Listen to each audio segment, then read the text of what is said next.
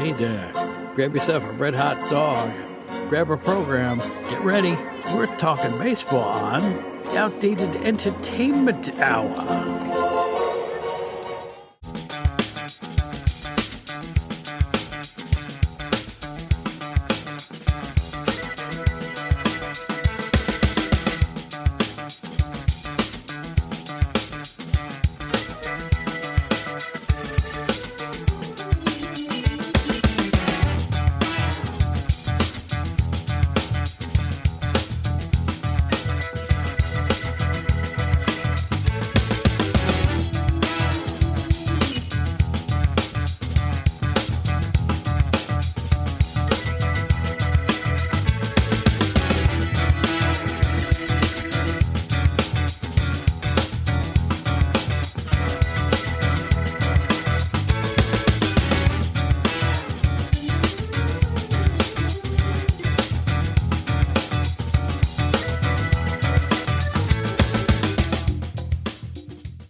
It is October 27th, 2024, as I record this in greasy New York City. And there's weirdness in the air today here in NYC. How's everybody doing? It's Bob Smith, and welcome back to the Outdated Entertainment Hour. We're going to look this time at the way sports and baseball coverage has changed over the years. Our special guests are a couple of professional podcasters, in John McAdam and Steve Gennarelli. So, stick with us if you're into sports, if you're into television, if you're into radio. This may be a good show for you. So hang around. We're going to do our usual public service announcement and then get right to the action. We will be right back.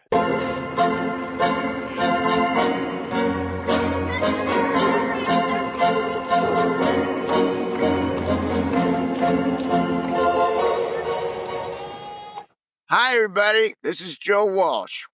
One thing I do when I'm not playing rock and roll is get on the air as an amateur radio operator. Also called ham radio, is a communication service provided by ordinary people just like you and me.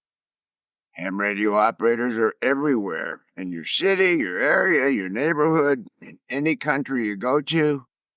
We have a national emergency communication system in place 24/7, 365. In case of natural or man-made disasters, earthquakes, tornadoes, hurricanes, floods, you name it, we're there. Find out more about amateur radio at arrl.org/whatishamradio. See you on the air.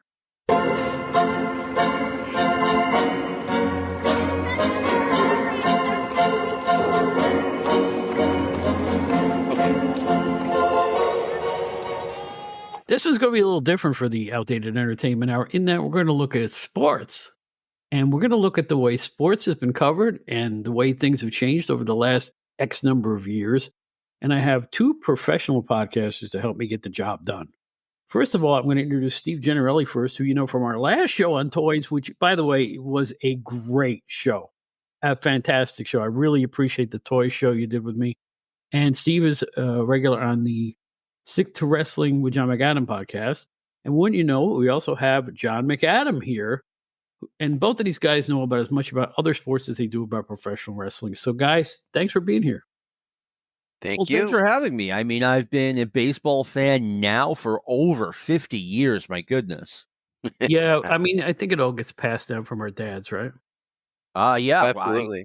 I mean, I'm from a big baseball family, so absolutely. And I grew up, I think, in an interesting time and place. I lived in Jackson Heights, right near Shea Stadium, is where I grew up, and I MapQuested it a few years ago. I mean, I thought it was close. I didn't realize it was like just over a mile from my address. Shea Holy Stadium. cow! Holy cow! But it gets better.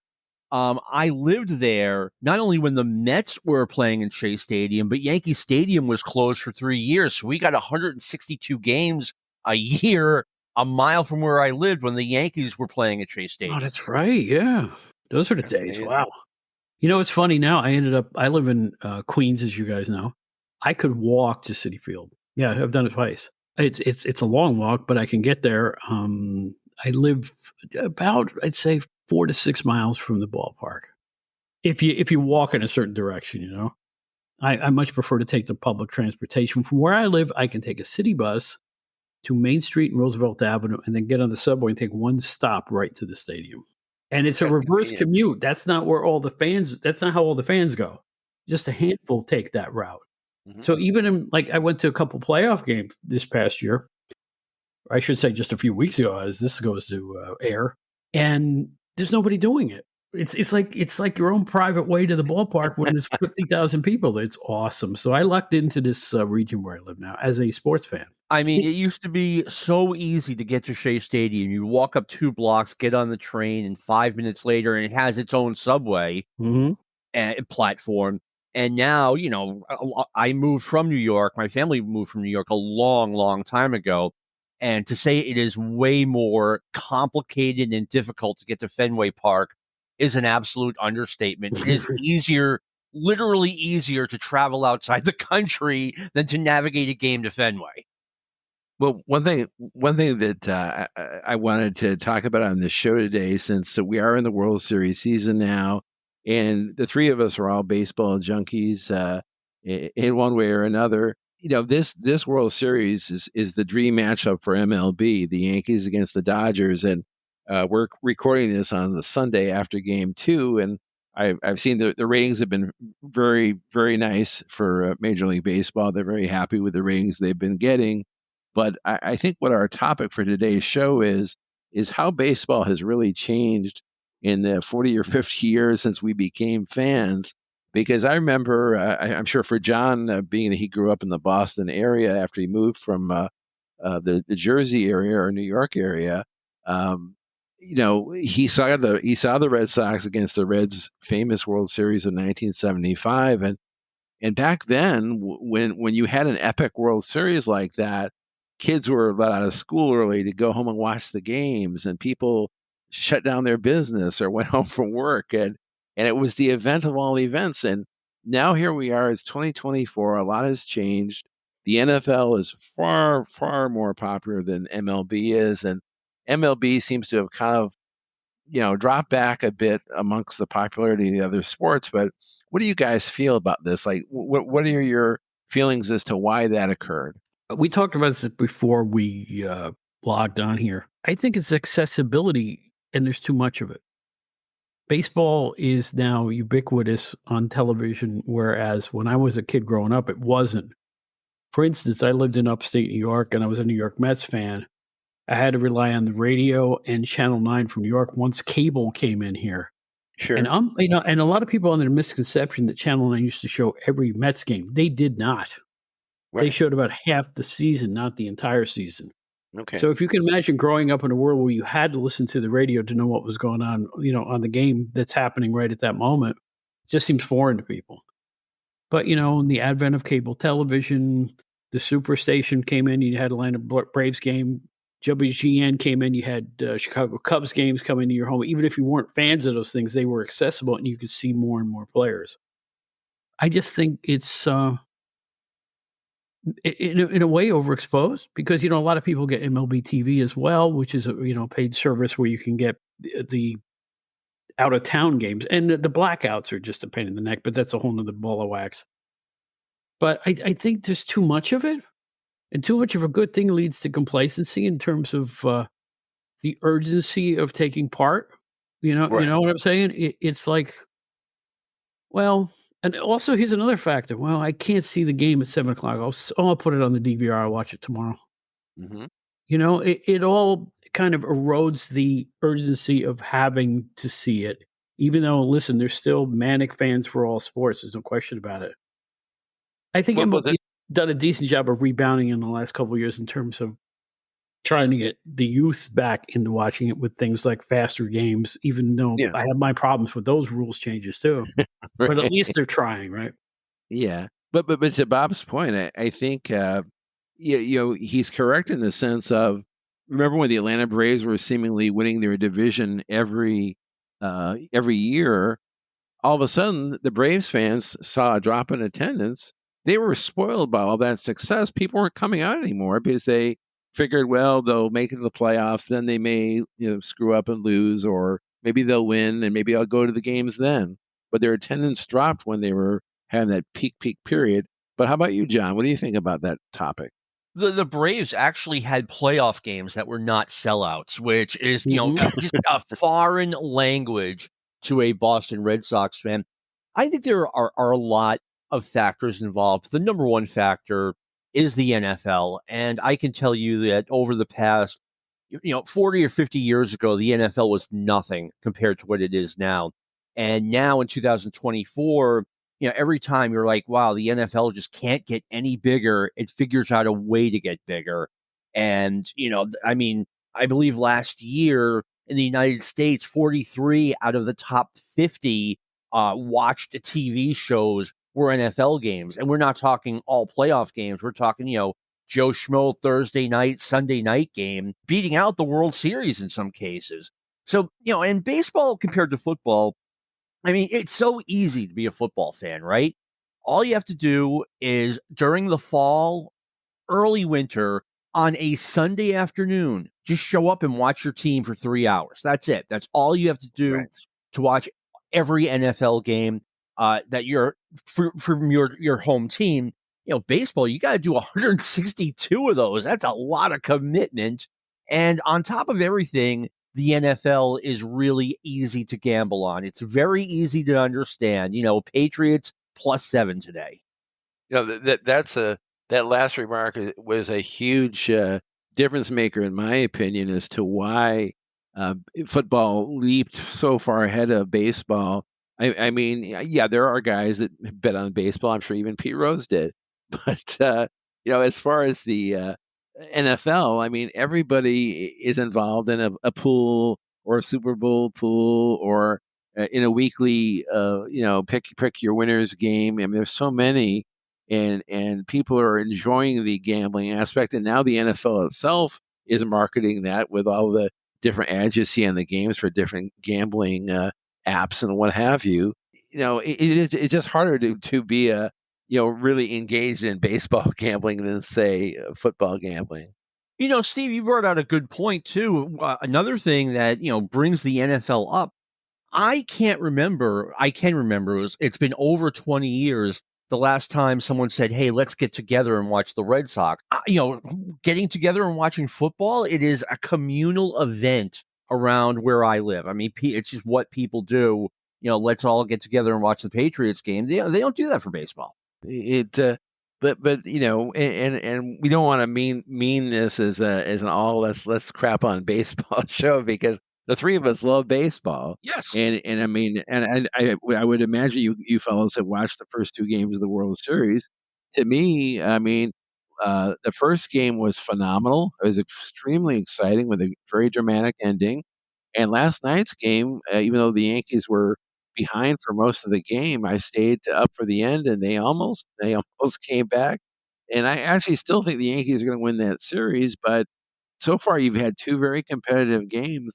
I mean, to me, baseball is still much more exciting than football as far as the drama involved. And the athletes of today, in my opinion, are far better than the athletes, even though we had great athletes in the 70s and 80s.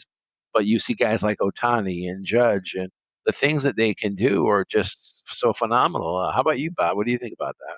No, I agree with that. There's a lot of aspects to all this. Like back to our previous point too. I just want to point out football's once a week, and it builds up anticipation. Baseball is on Tuesday night, Wednesday afternoon, Thursday night, Friday night, Saturday night, off Monday, Tuesday night, Wednesday night. You know what I'm saying? So, well, if we don't watch this game, we'll watch the next one. If we don't go to this game, we'll go to the next game. It's a whole different vibe than football. Football is so ingrained in the American culture now. It's like a must. And fans who are into football, I find them to be a lot more manic than baseball fans are in terms of, I mean, really into it. I have a good friend of mine who literally on a spur of the moment at a Saturday night, we bought tickets to a Carolina Panthers game. He's a Carolina Panthers fan, right? The next morning, we're flying, to Charlotte, and we went to the stadium and actually flew home that night. So we actually flew in to see a football game and flew back all at once. And I'll tell you what, football fans, and I don't go a lot of football games because it's just the Meadowlands experience. Forget it. I have no use for it. That's like hellish, freakish torment. I just can't. It's more time to get in and out of the parking lot than any other aspect of driving there and seeing the game. But in Right. any event, all I know is for a lowly team like the Carolina Panthers, those fans are into it. They know every statistic, every player. I think football fans are really, really ingrained in the sport and college football too, to be honest with you. I just think it's a whole different thing than baseball in terms of the passion that the fans have for it. I'm not saying the MLB fans aren't passionate. Good God, Mets fans were blaming each other for the series loss because they didn't cheer hard enough. Can you imagine? I've read this on Facebook and almost, we didn't cheer hard enough. That's why the team didn't win. Please, guys, come on, grow up. Well, But one I think football is just, it gives you that week of anticipation, whereas baseball does not. that's an excellent point, because you like you say, you know who you're going to be playing next week. You know all the injuries. You know what to prepare for. I will say about the fan bases, because I have the pleasure of living in the home of the Hurricanes here in Florida. We have spring training down here, and the thing I've learned in all my years of being down here with spring training is you see all the fans that come down from up north. The Phillies have a huge fan base. Their home is in Clearwater, and there are people that have moved their homes into Clearwater just because of the Phillies. And the Yankees are in Tampa, where I'm at, and they have a huge devoted fan base that sell out every home game in March for the spring training games. John's Red Sox are in Fort Myers. They do the same thing there. They share a stadium with the Twins. And if you watch MLB, I mean, the Cactus League teams, the Grapefruit League teams in Florida, they're all sold out. So, I mean, in some regard, MLB has an advantage. I mean, you don't see many exhibition football games that sell out, but people love the tradition of spring training. And they love the ritual of spring training, seeing the rookies and the veterans and the guys who are on the fringe trying to make the last 25th position on the roster. But John, what do you want to add to that? Well, I mean, things have definitely changed around here. I remember growing up in the 70s and 80s, and you would walk by like the local supermarket, the local liquor store, or whatever, and the owner would have a sign up and it would say something like, 14 days until opening day, or hey, Roger Clemens, you can't ask for all that money, whatever. And that is completely, completely gone. I Really? mean, yeah. Really? And I kind of suspect that when the Red Sox started, not only when they won in 2004, but when they won again and again, that kind of, it almost like put that fire out for everybody. It's like, okay, we won, we're good, on to the next movie. I don't know how else to explain it. I think another thing up here too, obviously, not to overdo this, is the emergence of the New England Patriots dynasty. It's easier to cheer for a team when they're good. And, when the Patriots rose, I mean, they just flew by the Red Sox. Right, right. And since we were talking about spring training, I wanted to bring up this topic. Because we're all three diehard baseball fans. As a kid, one of my favorite rituals right before the season started, I would always go to the drugstore, go to the grocery store, and get the preseason magazines like the Street and Smith, or get the Sporting News yearbook. And in recent years, those books are no longer being printed, unfortunately. You may see Athlon Sports or some other like generic title that's out there that gives you all the rundowns.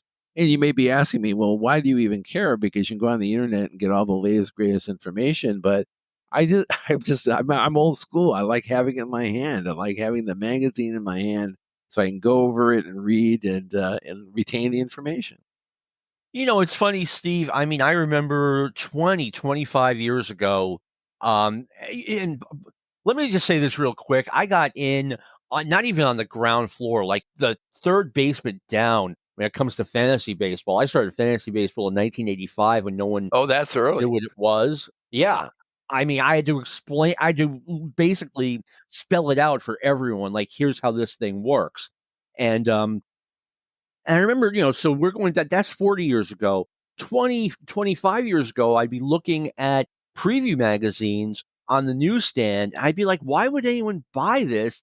the information is already outdated, Mhm. but Right. yeah, but Steve, I'm like you. I mean, I used to get baseball digest all the time, and I would look forward to the Street and Smith preview and the Right. Sporting News preview. Those were my two big ones. Sure. And again, that's all part of the build up to the season.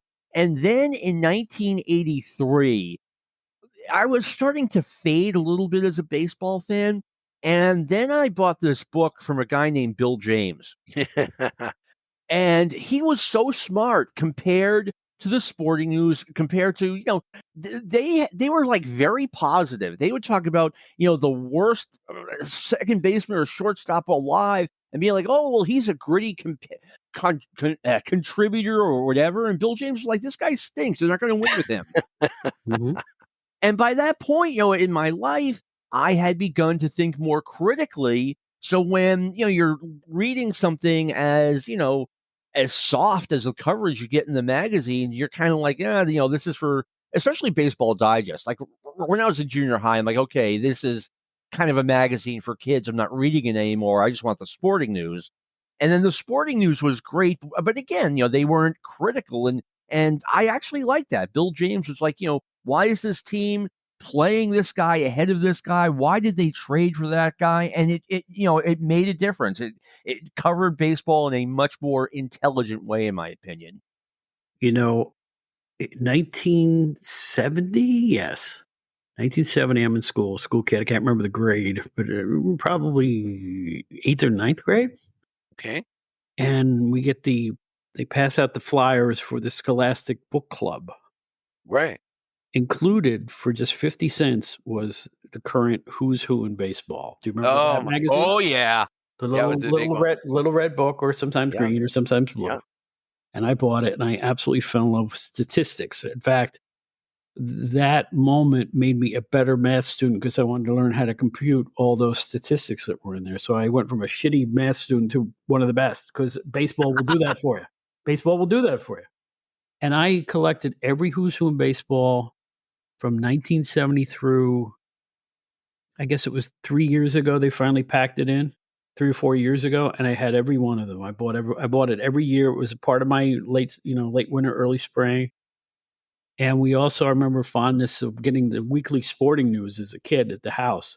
Oh, yeah. My father and I used to fight over that because that was the best place to read all the team statistics every week Right. back then. They would print Right. the entire team, but all the teams and the league leaders, you name it. Back then, that stuff was special.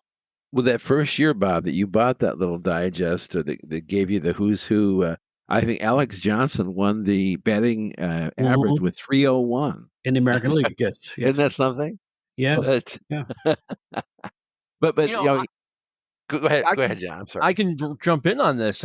For my 14th birthday, I told my parents all I wanted was the Encyclopedia of Baseball, and I think it was $50 back then. It might have been 40, which is Yeah, like yeah. literally like $170 Steve today. and I are holding our hands to show this giant book in our hands because that thing was huge, right, John? Yes, it was. It was about the size of, I want to say, literally 2 or 3 like Queen's phone books. Exactly, right, yeah. And, like I said, I appreciated the fact that it was expensive. I said, look, you can just get me this one thing. That's all I want. And they did it.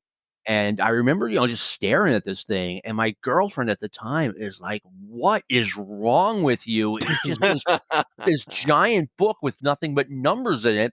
And I'm like, well, and I'm looking at it like, no wonder everyone says Stan Musial was so good. Look at all this black ink. Right, There right. you go. There you go. But But, but we segue to today, though. Let me just jump in. please. You know what killed all this stuff? All this stuff was killed by baseballreference.com, and not that there's anything wrong with Baseball Reference, but now Yeah. if you wanna know who won the batting title in 1973, you just flip a couple switches on a computer, and there it is, or on your phone. It's the digital age that killed off all these great magazines we used to enjoy, and we couldn't stop it. It killed off my profession too, as you guys know. So it's like there was no stopping it. There's no stopping it. Well, And the other well, problem too is people don't wanna pay for that information anymore.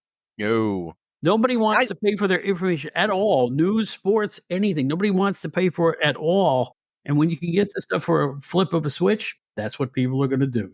I mean, Baseball Reference, I don't think a day goes by that I don't use that website. Me too. But also, John had brought up Bill James, and we have to mention Baseball Prospectus, which again was another one of those things. Just like Stratomatic, if you want to get Stratomatic, that's going to improve your life. getting the Baseball Prospectus with all that insight and all that the articles about every team. I mean, there's so much in depth stuff in there. But again, you may be able to find that on the website. So. But you know what though? Let me take a different tack on that. The advent of the statistical based coverage of baseball is so rampant now that you forget it's a human game. Right. Right? I mean, right. All the stats in the world couldn't predict last night when Ohtani got hurt. Right.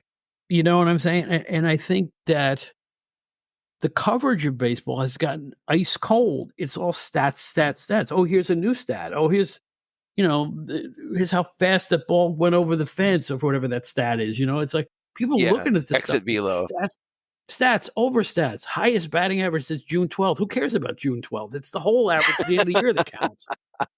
Right? I mean, we're being statted to death. And you know what? It's not a lot of fun. It's not a lot of fun for the average fan to sit down and be pelted with, obtuse numbers and anachronisms that they can't figure out once they hear them. We're going back not to the 80s, but 1980, the year after 1979, where I'm now living in Nashua, New Hampshire, and I now have cable TV, which means I get the Mets on WOR and the Yankees on WPIX, right? There was a guy on WPIX, one of these, I'm above it all sports guys. He's like, you listen to these stats, right? Listen to these stats. They tell you he hits 270 at home, and then he hits 270 on the road, and he throws up his hands. What does that tell me? And I'm like sitting there looking at it, and I'm going, well, it tells you that he's as good a hitter at home as he is on the road, which is valuable information. Back then, everyone on the Red Sox hit like 290 at Fenway and 260 on the road. And it's like, okay, if you are, trading for a guy on the Red Sox, know that you're going to get a 260 hitter. But Bob made a great point about the emphasis on the numbers, the emphasis on the stats. Like the two guys calling the games so far in the World Series, John Smoltz, who is now one of the top color guys, and the younger announcer who's with him, who's doing the play-by-play. Very good guy, very, very good guy, but he's very milquetoast in my opinion. Going back all those years to when we were kids watching the games, Howard Cosell, not a great baseball expert, but he brought the gravitas to the event. He made you feel you are watching the event of events. And he made you feel like this World Series or this game where Chalmers hit the home run against the Royals is the biggest thing you could be watching at this very moment. So that's one thing that today's game is missing. They miss a hype guy like that. And they also miss having guys like maybe Phil Rizzuto or a guy like Bob Uecker, somebody who could bring a little levity, a little fun. I mean, Tim McCarver used to do that too, even though he was an expert. Somebody could just bring a little levity to the proceedings. Right now, it's so dry. It's like watching paint dry. But that's why the Mets booth of Gary Cohen and Keith Hernandez and Ron Darling is considered one of the best in baseball because they do have that factor. They're experienced enough as players to give you a little bit of insider, but they're also having fun with each other at the same time, and they're not yelling. Right. I watched the Mets Milwaukee series, and I'll tell you what, the yelling of the lead announcer, it sounded like pro wrestling. I couldn't believe what I was hearing. Really? It's a single. Really? Why are you getting a hard on over a single, fella? It astounds me. I hate to say this. I know you're a Yankee fan, John, but it's the John Sterlingization of baseball coverage. Right. I don't know why you have to have screaming orgasms over every little thing that happens. And by the way, I know that Sterling in the past worked for TBS, and that when two Yankees hit a home run together, it's back to back and belly to belly. Well, those are suplexes, and that's where he got that phrase from. Interesting. So there. Interesting. He uses it all the time. Oh, Stanton and Judge are back to back and a belly to belly. Well, those are kinds of wrestling suplexes, right, guys? Right. Steve, my Hey, favorite I want Howard Cosell memory was in yes. 1978. I'm watching Monday Night Baseball, and Cosell's on, and I turned the sound down on the TV, and I had the game on the radio, and I'm trying to sync up the audio and the video, and because it wasn't working because the TV was like 6 or 7 seconds behind the radio, so I was kind of forced to listen to Howard Cosell. I like him. I liked him in boxing. I thought he was good, not great at football, but baseball is just not his sport. No, it wasn't. But I think, again, he wasn't a baseball guy, but I think he made it seem like an important event. And I wish that there was somebody on this series right now. I mean, the guys before the game, they have A-Rod, they have Jeter, they have Big Papi, and it's great to see all those guys. And they do bring kind of let you know this is a big event we're watching, but I wish there was someone during the game that could do that, you know? I hate to admit this, but I'm going to say this right out loud. I have not watched a pregame, postgame, or anything associated with any game in over 20 years. I was talking to Steve about this online. I Right. don't watch any of the pregames, no sport. I tune in the second the game starts. I don't care what everybody has to say. I know what happened yesterday. I saw the game. I That I is I another major I change for am the me. anti I am a salesman's worst friend because it's like I don't care. I don't care what you guys have to say. I saw it. I'm just not into it. I know other fans live for it. The NFL runs 17 hours of pregame every Sunday, right? There's another difference between baseball and football. There's endless pregame in the NFL, and it all gets ratings. I used to have it a point to be showered and fed on a Saturday morning before the 11 o'clock pregame show for college football. I would do the same thing on Sundays for the 11 o'clock preview. I haven't watched one since the 90s because I have so many good alternatives, you know? Yeah, you know what show I used to love? Now that you mentioned those days, John. This week in baseball. This week in baseball. How about that? Well, How great was that show? How great was that show? We're back to your oversaturation point. I mean, that was the only way I could see highlights from all of the teams. Now there's a million ways I can see highlights. I remember we used to get our highlights from the 11 o'clock news, the 2 minutes of sports on the 11 o'clock news. They'd squeeze a couple of highlights, and that was it. Yeah, Bill Mazer in New York, Jerry Gerard in New York. I remember those. Mhm. But I want to ask you guys this was something I used to do with a friend of mine. Did you guys ever used to go to baseball card shows? I don't think I've ever been to a baseball card show. I have been to stores that exclusively sold baseball cards and memorabilia, but I've never been to a show. I have been to several shows. We have big ones here in New York. One was at the Javits Center that I remember. I do not collect baseball cards, however, and I don't get Well, autographs. I'll tell. Bob, why you going to the baseball card show? I do buy the esoterica from my own life that I care about. I grew up and I went to high school with Mickey Brantley. He was 2 grades younger than I was, but he made the major leagues when I was a newspaper reporter there. And I buy every Mickey Brantley baseball card. They're only like 50 cents or $1. I don't care. I buy them because he was the center fielder for the Mariners. So he played for Seattle. He was their center fielder before Griffey. In any event, I buy little esoteric baseball things. I'm not like a season Yeah. collector. I'm not looking to cash in 20 years from now some card I'm buying. I like the stuff that meant stuff to my heart more than the financial thing about it. I'm buying a Rolex. If you guys are looking at me, I have a Rolex watch on it, but I didn't buy it as an investment. I bought it because I liked it. There's a difference. There's a different Sure. mindset to it. Yeah. And that's how I Sure. collect baseball stuff that affected me When personally. we were I have one piece of Met memorabilia, the Eddie Chavez catch autographed, not a photograph, because I think it's the greatest play I really, ever saw, and that's the only thing I have. we were going to games like at Yankee Stadium, and like John had alluded to, we went to some of those games at Shea Stadium in '74 and '75.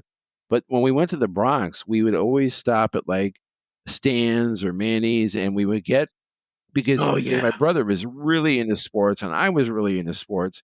We would go into Stan's and Manny's. We would buy old yearbooks. So if we were missing a yearbook, say from 1970, 1968, we would buy those at Stan's And then sometimes we'd even buy the ones from other teams, and we would get media guides. So my brother, even to this day, if you went to his house in Chicago, he's got stacks and stacks of media guides.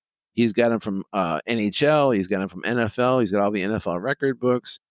So anyhow, a buddy of mine I was working with in the '90s, he's huge into Mickey Mantle collecting. So we would go to these card shows, and inevitably, you go to a card show. It's not just all the cards, but they would have a few guys, actually quite a few guys, would have boxes of yearbooks and boxes of the old media guides. Mhm. And Yeah. sometimes I would even ask, I would ask these guys, hey, do you have any pro Really? wrestling magazines? And a lot of them had the wrestling magazines. I would get old issues of Ring Wrestling that I liked.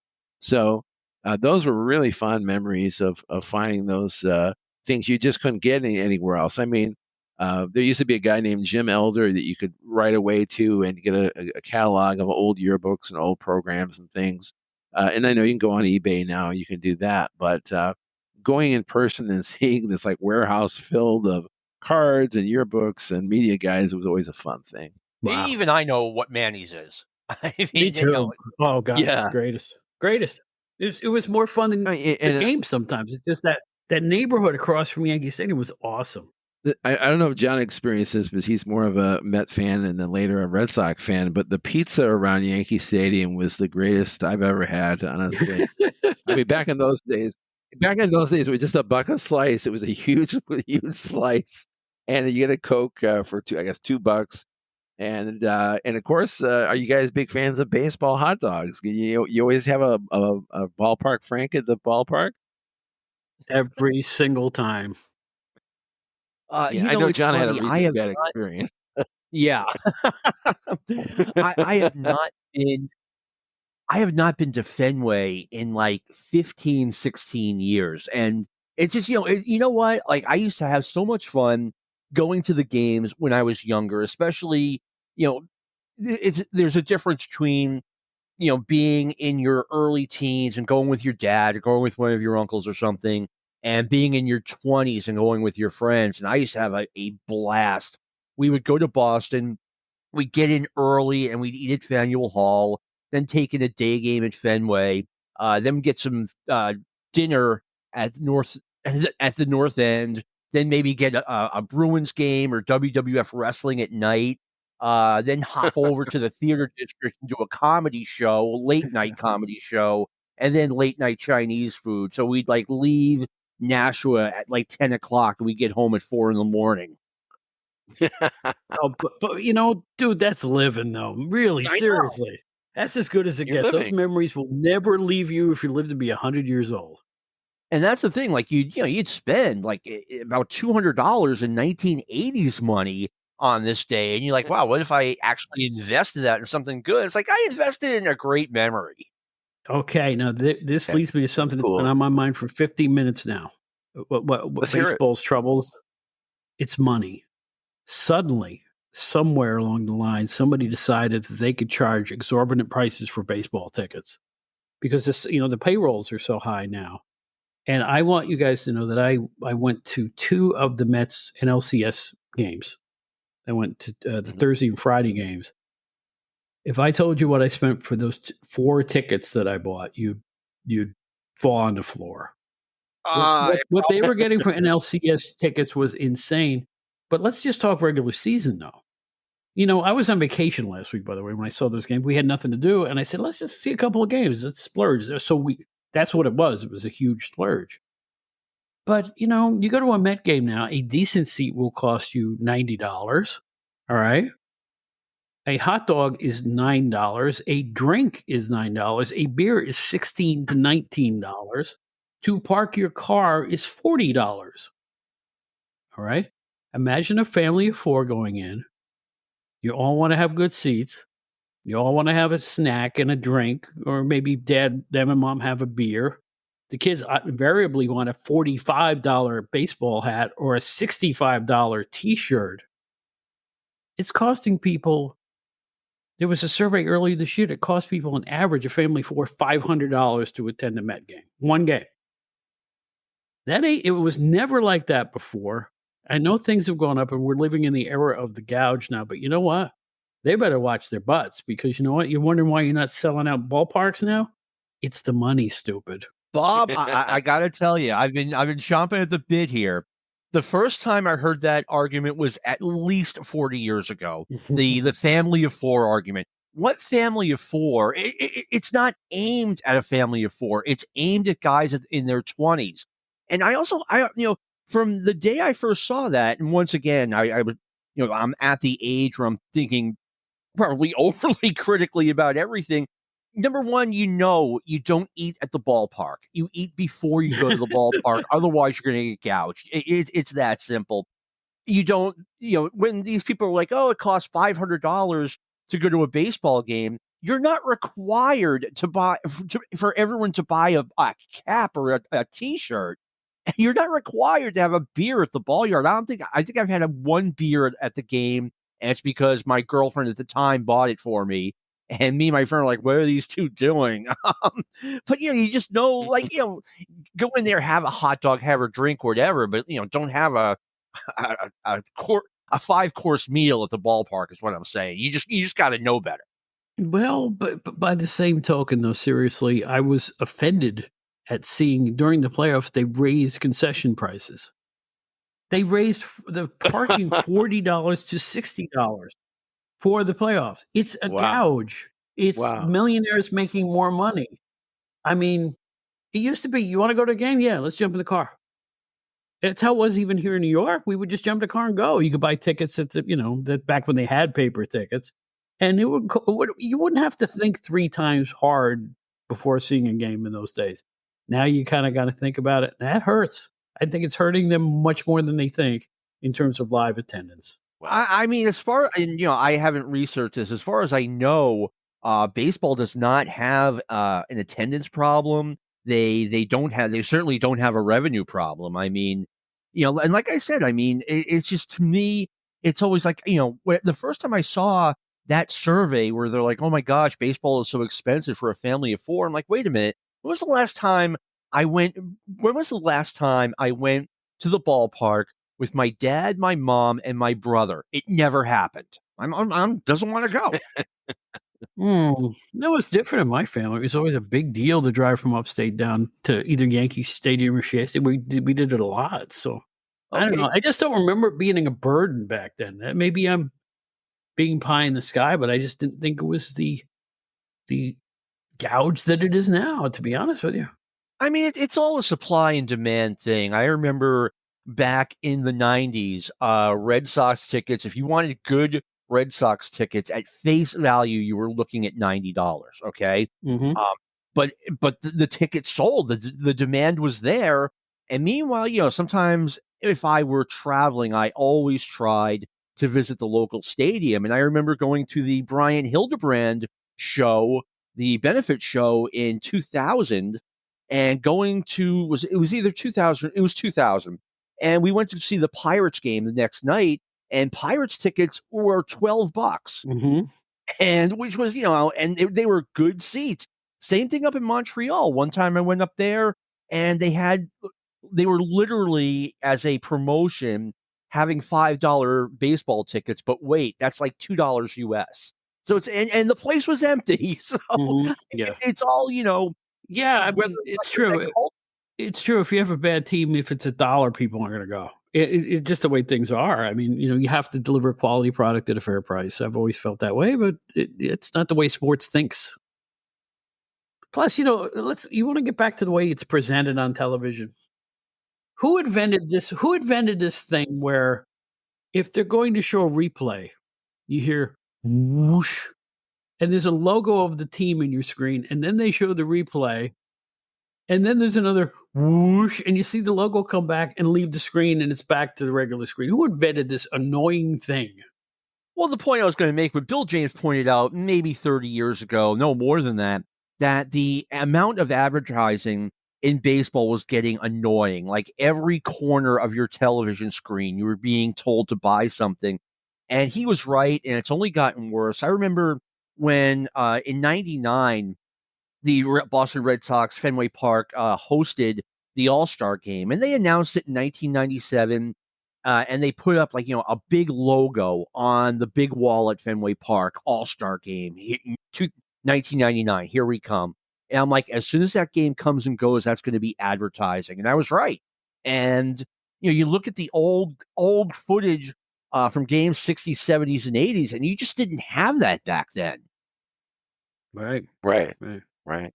Hey, we're Oh, going to talk about big changes in baseball.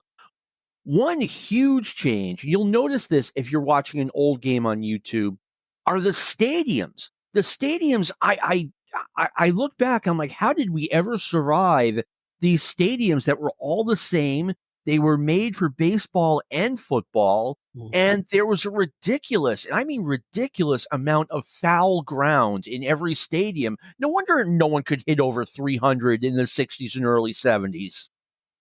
Oh, yeah. I mean, even go back to the polo. I look at pictures of the old polo grounds, and I'm like, how did anybody ever hit a home run in that cavernous stadium? Right? I mean, it was just crazy. The old Detroit stadium. I mean, my lord. Yeah, oh, yeah, and why did they want the fences to be so high? Whose Mhm. idea was that? Who puts monuments on the field? Remember that? Was that the old Yankees? They had Well, monuments I will. on the field. It was as center field, yeah. I will say, because I'm a hockey guy too, and hockey has done a really successful job of marketing to these new markets where you wouldn't think hockey would be big in Nashville, but it's huge in Nashville now. It's huge where I live in Tampa. It's very, very popular. But the thing with baseball is, I think they really overexpanded.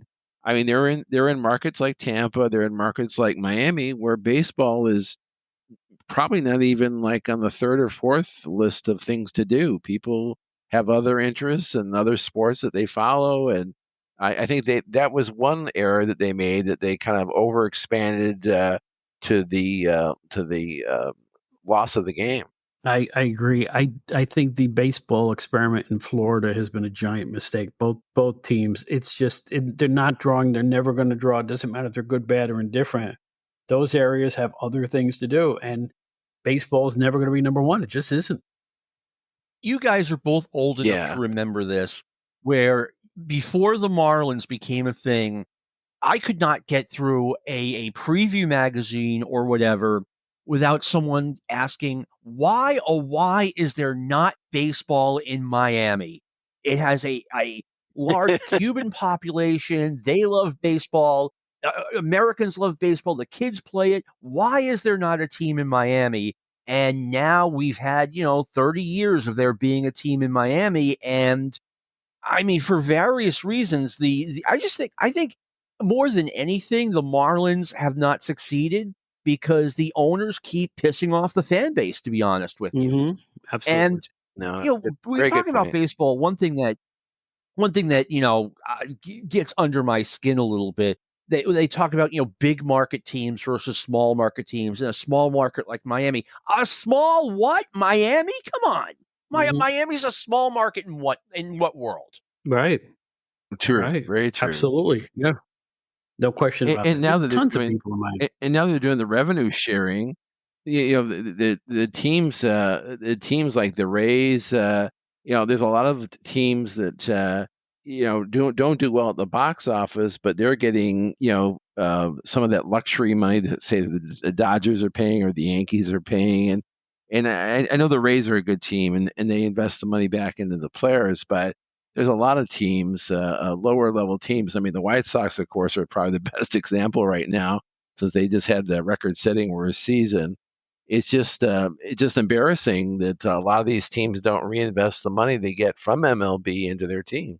Yes, I always point at Pittsburgh. It's like I don't know how you can sustain a fan base when you're really not trying that hard. It's like I will never understand that, but I'm just glad I don't live in one of those cities or root for one of those teams because I think if you own a sports franchise, you should really try to win seriously one way or another. I mean, Tampa is a great example that you don't Absolutely. you don't need a lot of money to build a good organization. The St. Louis Cardinals are always in it. It's not always about the highest salaried players. It's about a good minor league system and good scouting. And it can be done. I think Tampa is a good example, winning wise, of how that can work. I mean, totally. I couldn't agree more. I mean, two quick things. We were talking about Pittsburgh. Maybe 12 or 13 years ago, as a Red Sox fan, I was like, Andrew McCutchen sure would look nice in center field at Fenway Park. When does he become a free agent, right? And as I'm looking this up, Right? I'm like, I'll bet there's not one single Pittsburgh Pirates fan who is asking, when is Dustin Pedroia a free agent? And it kind of made me say, okay, I'm a little bit lucky to be a Red Sox fan. But more often than not, as a Red Sox fan, when they sign a free agent, when they spend the money, when they, the Red Sox are just outspending everyone else, more often than not, I'm like, oh God, no, why are they overpaying this guy? And more often than not, I'm right. It's not No, you're always, right. just throw money at the problem and it solves it. It doesn't. No. John, you brought up inadvertently another great question. How about the fan bases of teams? Let's look. How exciting was it this past season to be a Los Angeles Angels fan, knowing that your top player walked across town, and now you have to watch a bad team that has no chance? Think about that. How many smaller market Especially, teams lose their big players? I mean, now it's free agent season again. Does free agency affect the fan attitudes? I think it's an interesting question. Well, I mean, look at it. One way to look at it, baseball was kind of on its rear end until free agency happened in the mid 70s. Mhm. Baseball made a big comeback in the late 70s and 80s. They were doing way better attendance wise than the early 70s, 60s, etc. I'm not saying I because free agency happened, but I'm saying it couldn't have had that negative effect. And let's face it, Reggie Jackson signs with the Yankees as a free agent. And now we have that whole dynamic with the Yankees in the 70s. I mean, that had to be a good thing for baseball as a whole. No, I agree with you on that, but I wonder if the change in baseball of the way that the pitchers are so mollycoddled now, and you can only pitch 80 pitches a game. When we were kids and we had people like Don Sutton and Gaylord Perry and Bert Blyleven and Frank Tanana throwing 300 innings a year, you knew every year. I mean, if you're a baseball fan, you probably knew all the rotations for all the teams. Now is like you're a starter on the Yankees, you're a starter on the Red Sox or the Mariners. Who it doesn't matter. You're going to pitch 4 or 5 innings, you're going to be out of the game. To me, maybe that's part of the reason why people aren't as excited about baseball is because everything is a specialty. You're only going to do this for 4 innings. You're only going to get 3 at bats, or they're you're micromanaging everything to such a degree they're taking the fun out of it. Which leads to another question, guys. What happened to pitching? Why was it, and I always use this example, like in 1968, fat Mickey Lolich, right, could start Yeah, 42 games, complete 26 of them, and never have an arm injury, where now, if a guy pitches more than 150 innings, he misses 2 years with Tommy John. What happened? What happened? yeah. I put it to you, the only thing I can attribute it to, there's two factors. Number one, youth baseball traveling organizations are going to kill the game because they have these high school kids running all over their regions playing regional baseball during the off seasons. They play it all year long and they're throwing too much. Number two is, I think, working out to build like a very sinewy, thin body doesn't work for pitchers. You need fat around that elbow joint. And I think that they're too lean. I think pitchers are too lean. There's not enough protection around the elbow. And when it comes under stress, the injuries happen. That's just my vibe on the whole thing. Steve, I want to throw this in two quick things. Number one, you mentioned Gaylord Perry and Don Sutton. My first ever trip to Fenway Park was May of 1976. The Red Sox were playing the Detroit Tigers, and a guy I'd never heard of was pitching for the Tigers, but other people had heard of him. There were buses brought in from the Northborough, Massachusetts area, and the pitcher was Mark Fidrich. And we kind of know what Oh happened to yeah, him. They yeah. overworked him. That was the end of his career. But getting back to what you guys are saying, what happened? I think the starting pitcher back in the day knew that he was expected to go 6, 7, maybe even 8 innings, Yeah. and the pitcher paced himself to go give that many pitches. Now the pitchers are told, okay, go out there, give me everything you've got with every single pitch, and when you're tired, we'll take you out. I think that's what happened. That's part of it. And you know what? But it's the training again. I mean, ask any old timer; they will tell you that they train for baseball by playing more baseball. They didn't hit the gym like today's athletes do. There's a big difference. Yeah, I mean, we were Listen, dissuaded from lifting weights. Then that obviously changed in the 80s. Absolutely, it did. I mean, take a look at the 1986 World Series tape of the Sox I'd and rather Mets. not, but go ahead. Well, I know, but if you look at those players, they look like stick figures compared to what you saw 7 or 8 yeah, years later. yeah. Yeah, Look at Mookie Wilson. He was a small guy. but as soon as it kind of got proved that, yes, having that muscle mass will help you pull the ball, it became more and more common. I mean, I remember it wasn't Canseco. The first guy I saw, well, I'm like, okay, this guy is obviously lifting very hard, and he kind of had that steroidy look, was Pete Incaviglia. And then Canseco Yeah, was like, yeah. a couple of years later, way bigger than him. And then, you come to find out Canseco, not only was using steroids, he was lifting every single day. You are not supposed to do that, but with the help of the steroids, you can do that. It it obviously did more than help him recover. He recovered 24 hours later from his previous workout, and he could get huge. And when he was huge, he could pull the crap out of the ball. You made a great point there, John. I've Boy, been on steroids myself, and people have a misconception about why ball players take steroids. It's not to build bulk necessarily, it's the recovery factor, right? You can recover from injuries quicker. And secondly, they really are medicine. They're meant as medicine, not as a daily intake, thing that you're going to take your entire career. And I think that's where the trouble started, the misuse of steroids rather than the use of steroids. go ahead, John. I'm sorry. I just remember seeing Kelly Gruber one day in 1991. I'm like, okay, this is ridiculous. This guy looks like a pro wrestler.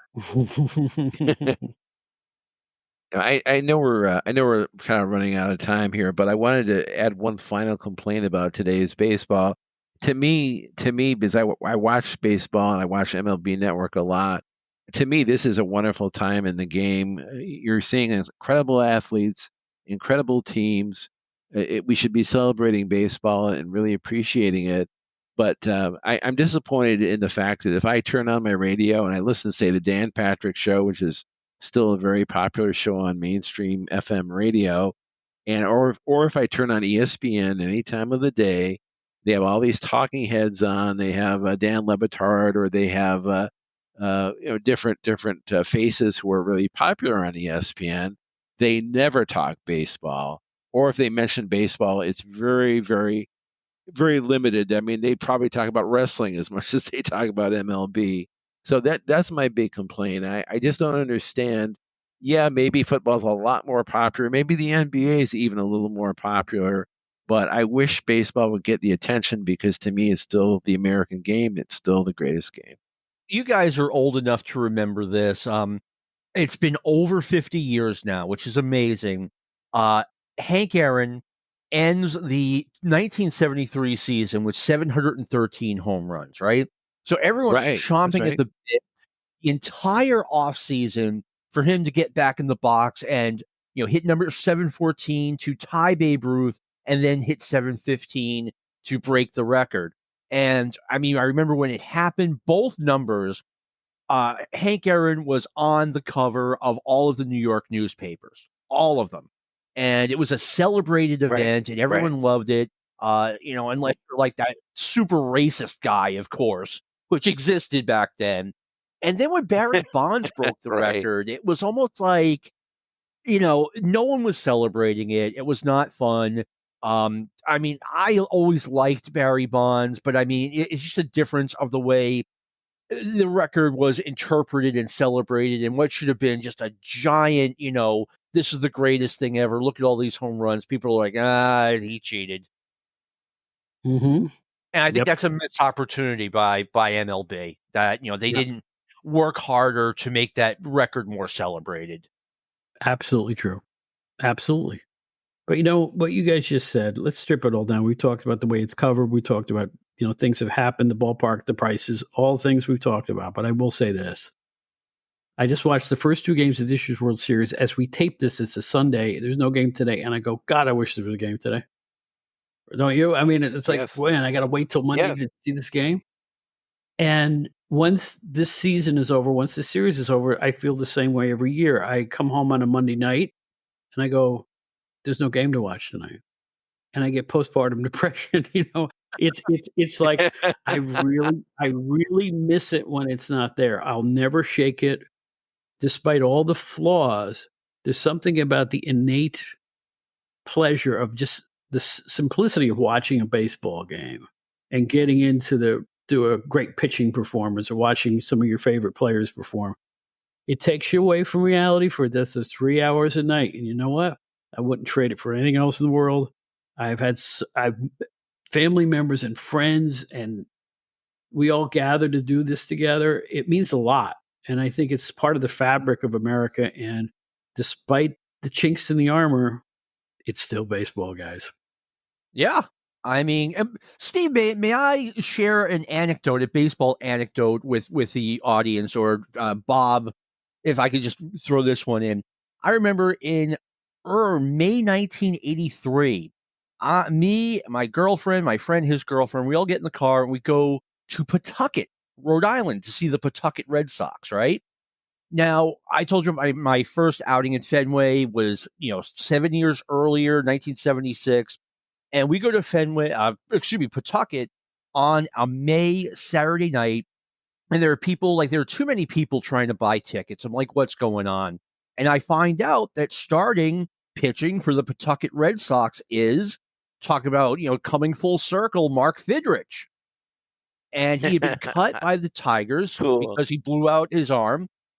And he was trying to make a comeback with the Red Sox. So obviously everyone wants to see Mark Fidrich in little old Pawtucket, Rhode Island. So that's me coming full circle with Mark Fidrich, like me getting in when no one knew who he was and getting out. I think this was his last pitching performance ever at any level. Sad to say, he got shelled. And a couple of weeks later, I read about him being cut from the Pawtucket Red Sox in the Sporting News, and I don't think he ever pitched again.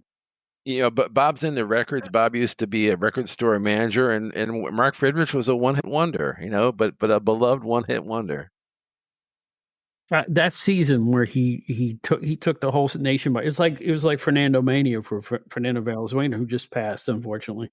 When those guys got hot in the beginning, they were on the cover of every magazine and they were talked about in every TV show. They had that kind of cultural impact. It exceeded baseball, really. And we don't have that anymore. We've had opportunities like that. And, if you have to be mid-50s at the youngest to understand that summer of Mark Fidrich where, if he pitched at Tiger Stadium, he would draw like 35,000 people, where if he wasn't pitching, they draw about 10,000. When he went on the road, the people ate up the tickets, and we just don't have that anymore. And I can't tell you the last time we had something like that. I mean, I would wish, that baseball had done a better job promoting Ichiro Suzuki. I wish they had done a better job promoting, oh my God, I'm so bad with names. The guy from the Angels who is so good. He's from South Jersey. Mike Trout. Mike Trout, thank you. I mean, easily the best ball player in the game for like 5 years. And I could ask the average person walking down the street, who is Mike Trout? And they're not going to know. There was a kid who went to the school I work at. His name was Nolan Ryan. I'm like, how do you name your kid Nolan Ryan? Well, guess what? We start asking around. Granted, it's a music school, but no one knew who Nolan Ryan was. You're kidding. No, I am totally serious. Yeah, baseball needs to do a better job promoting its stars. It really does. There's no two ways about it. Here's a little anecdote.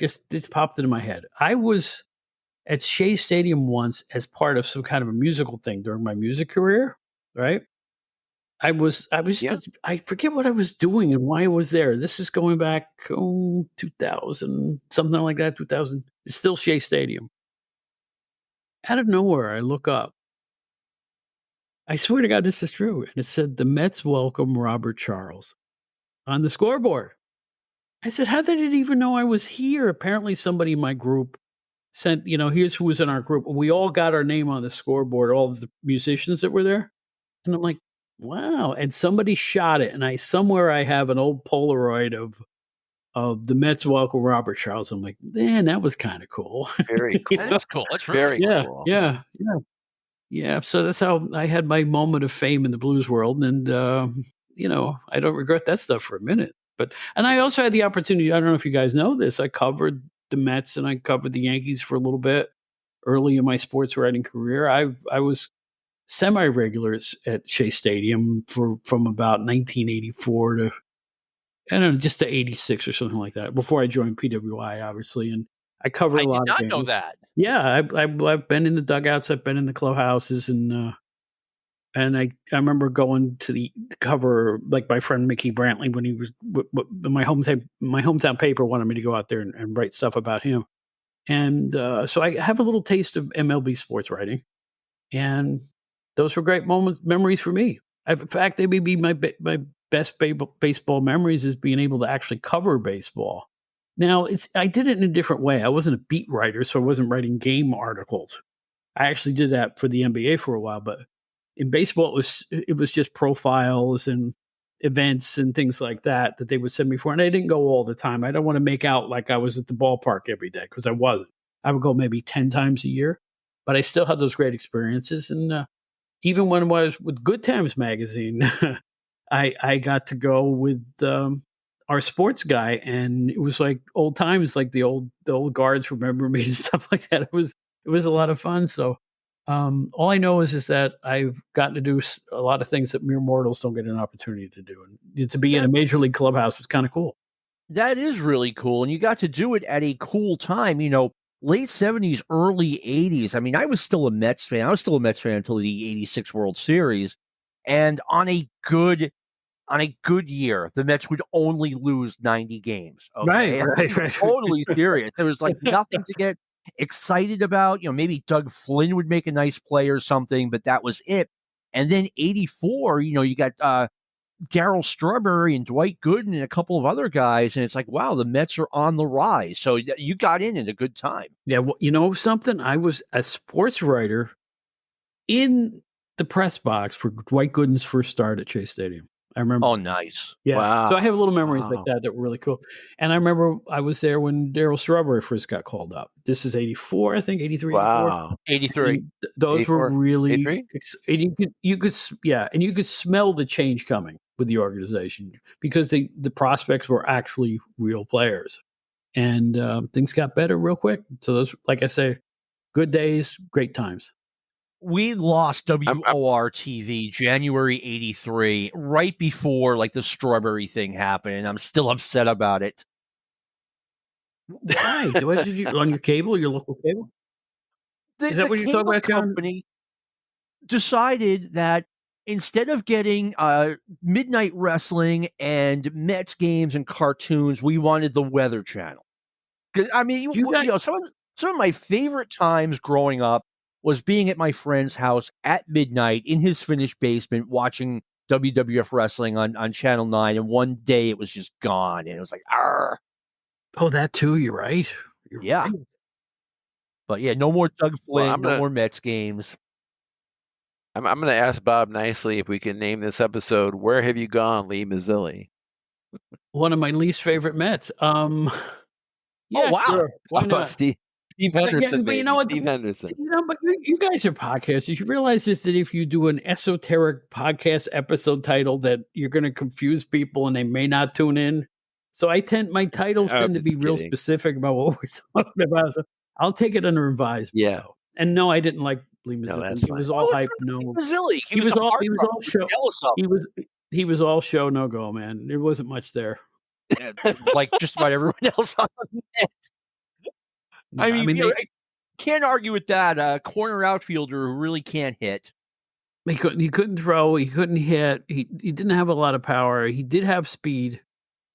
That was the nadir He had, of the he had entire to adjust his. franchise's history. 1979.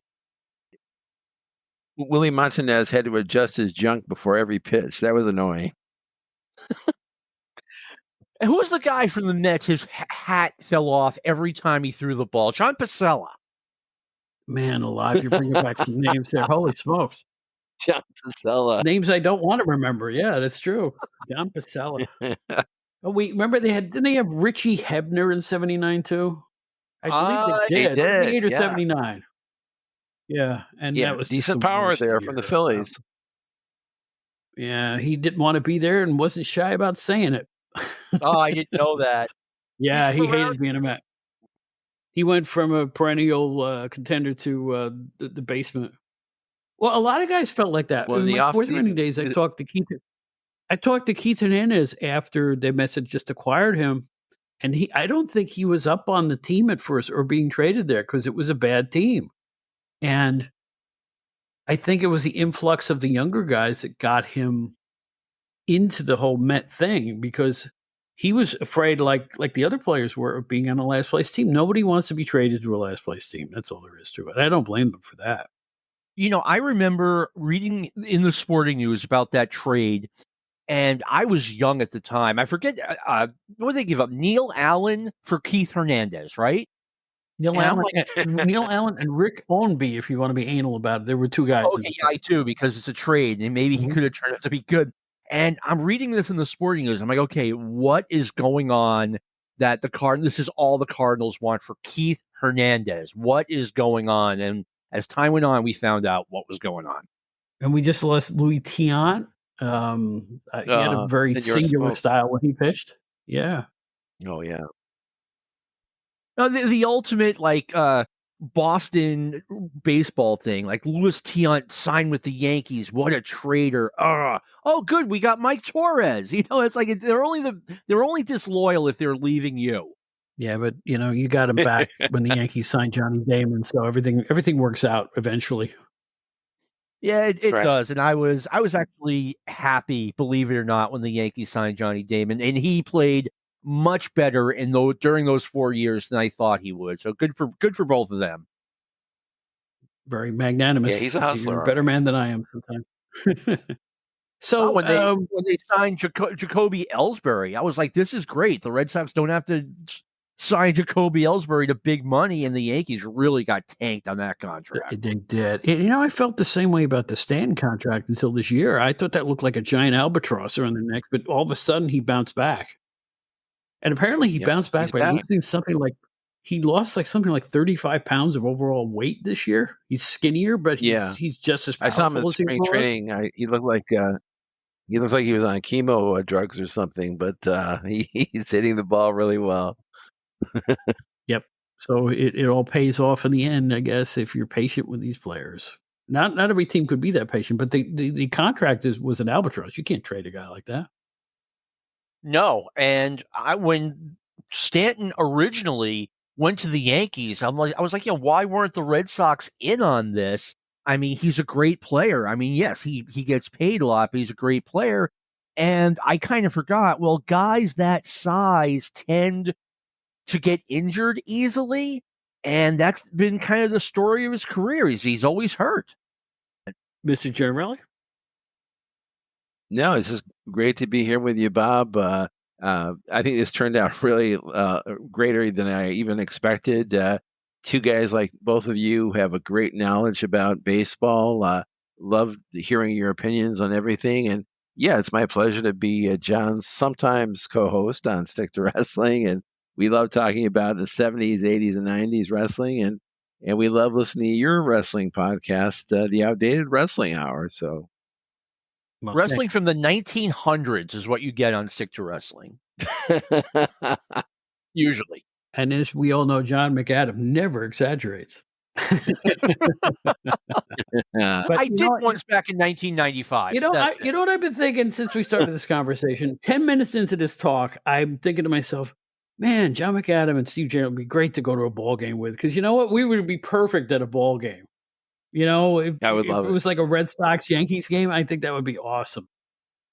I mean, let's get one other guy in it. We'll be a family of four, spending $500. That's right. Well, we'll spend more than $500. Given my love of Nathan's Franks, forget it. I'll be spending all the money there. But listen, thanks you guys for being here. This is kind of a different topic for a show about entertainment, but baseball, I believe, is entertainment. Sports is entertainment, and Yes. it certainly has its place on my show anytime. Anything else coming up for you guys personally? What's going on in your lives? How's things going? Let me see. Everything's going great as far as me personally goes. My Tennessee Volunteers are 5-1. My Patriots stink, but we kind of knew that coming in. So everything's good. The Celtics should win another championship. Yeah, I think you're probably And right about that. I'm predicting that the Yankees will come back and they will sweep the Dodgers and win in 6. In order to come back, they got to win 4 out of 5 games. But then again, I was saying that in 1986 when the Red Sox came up too early, 2-0. Well, guys, the only thing I haven't going on, I had a birthday yesterday. Yesterday was my birthday, and I have you know that I'm so old. Yay! I'm so old now that I actually I'm entitled to a free wooden leg from the U.S. government. So things are going really, really well right now. And I'm I, the older I get, I always joke. I always say I look at myself in the mirror in the morning, and there are younger faces on my coins. I don't know what to say. I'm really getting up there. I'll tell you what, You're here with us. Bob, since we're talking about baseball, one quick thing. I was actually at the game in 1986 when the Red Sox blew it. What, the Buckner game? The Buckner game. I was at the game, and we left before. We went with a guy who lived in Framingham, Mass. We just didn't know anything about cities. He's like, let's get out of here. I've got Massachusetts plates. They're going to burn my car. I'm like, you're not at Yankee Stadium. You're not in the Bronx. Relax. And he was the guy who's driving. Like, he was in charge. So we watched the Buckner play outside of the stadium. And by the way, it was cold that night. Oh, I yeah. mean, cold. And that's where I saw the Buckner play. And my friend, who was a couple of years older than me, like he was like 5 years older than me, he said, this is him saying this, I don't even remember it. I clutched my chest and started walking backwards until I hit a wall. And I continued to try to walk backwards against this wall, clutching my chest. And he's like, oh, wow, I'm going to see a 21-year-old have a heart attack. This is going to be great. What a moment. And it's a shame It really was. but it's a shame he had to see it out of the ballpark, though. Yes. I mean, like I said, it's Flushing. They're not gonna. What are they gonna do? Pull us over on 495? Excuse me, we need to burn your car. Like, come on. Met fans aren't like that, and you know what? Yankee fans aren't like that either. You know what? You know why? They just paid $40 to park their car. Nobody is nobody's attacking anybody in those parking lots, and they're pretty well secure too. So, all right. But that's a heck of a story, John. And on that, I want to thank John and Steve again, two of the great people in wrestling podcasting and just plain old podcasting. I think these guys could do anything. Please avail yourselves of the Stick to Wrestling with John McAdam show from the Arcadian Vanguard Network. It's on once a week. You will not regret it if you're into professional wrestling. If you're not, tune in to hear two really great guys. Guys, I can't thank you enough for being here today. Well, thanks for having me. I was looking forward to it. Thank you, Bob. I really enjoyed it. I did too. Folks, like Mel Allen once said, how about that?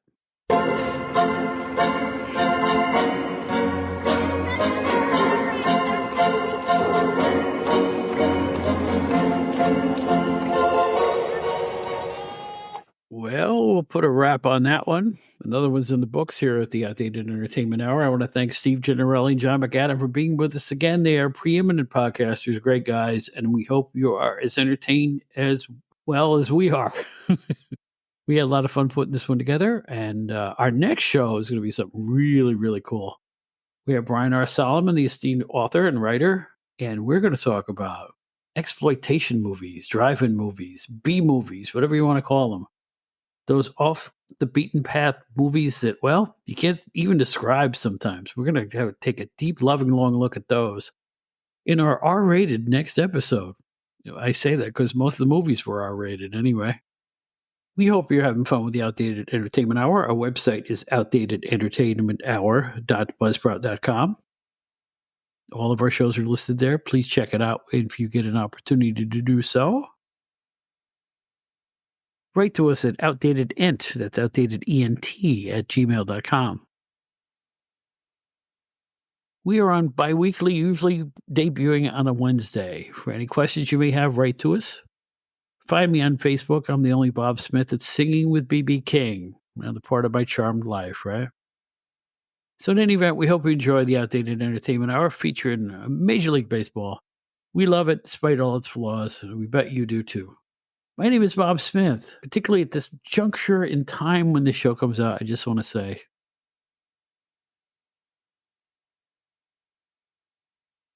peace and love.